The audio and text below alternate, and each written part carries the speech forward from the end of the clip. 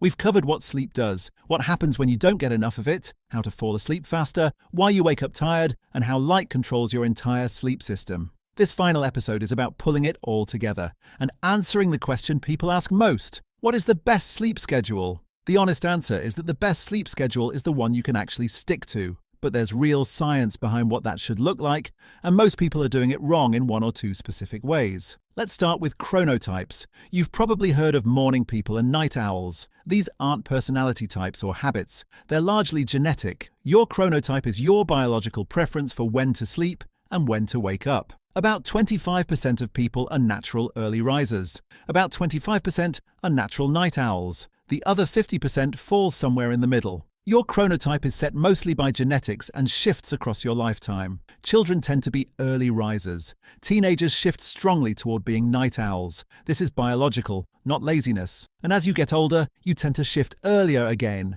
A teenager who can't fall asleep before midnight isn't being difficult. Their biology is working against a 7 a.m. school start time.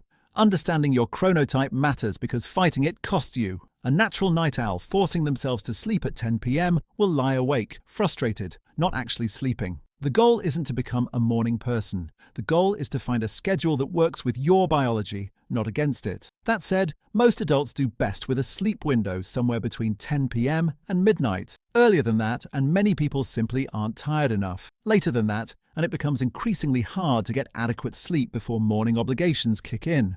Now, the most important element of a sleep schedule is not when you go to bed, it's when you wake up. Your wake time is the anchor. It sets your circadian clock more powerfully than your bedtime does. If you wake up at the same time every day, your body starts anticipating it. Cortisol rises, body temperature climbs, and you begin to emerge from sleep naturally before the alarm even goes off. That's your clock working properly. Your bedtime will naturally follow. If you wake at 7 a.m. every day, your body will start feeling genuinely sleepy around 11 p.m. or midnight, depending on your chronotype. The sleepiness comes to you instead of you chasing it. The problem most people have is inconsistency, especially on weekends. Sleeping in 2 or 3 hours later on Saturday and Sunday shifts your clock forward. By Monday morning, your body thinks it's still the weekend. This is called social jet lag, and it's exactly what it sounds like. You've given yourself jet lag without getting on a plane. Studies link chronic social jet lag to higher rates of obesity, depression, and cardiovascular disease. The fix isn't to suffer through early weekends, it's to limit the difference. Sleeping in 1 extra hour on weekends is fine.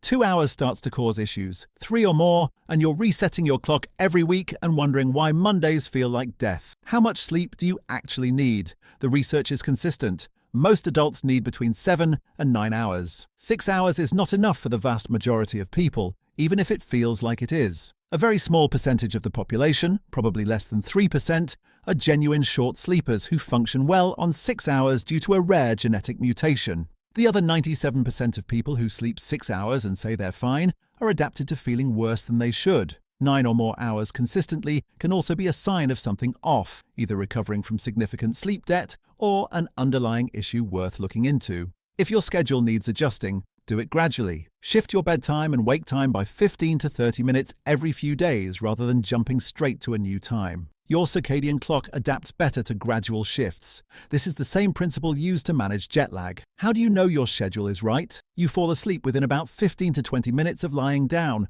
You wake up feeling reasonably rested most mornings, without needing an alarm to drag you out of bed. You don't need coffee to function in the first hour of the day, and you don't feel a strong urge to sleep during the day unless you've been physically active. If none of that is true for you, if you're consistently exhausted, relying on caffeine, struggling to fall or stay asleep, the answer is rarely more willpower. It's applying the things we've covered across this series: light, temperature, schedule, stress, alcohol. Sleep is a system.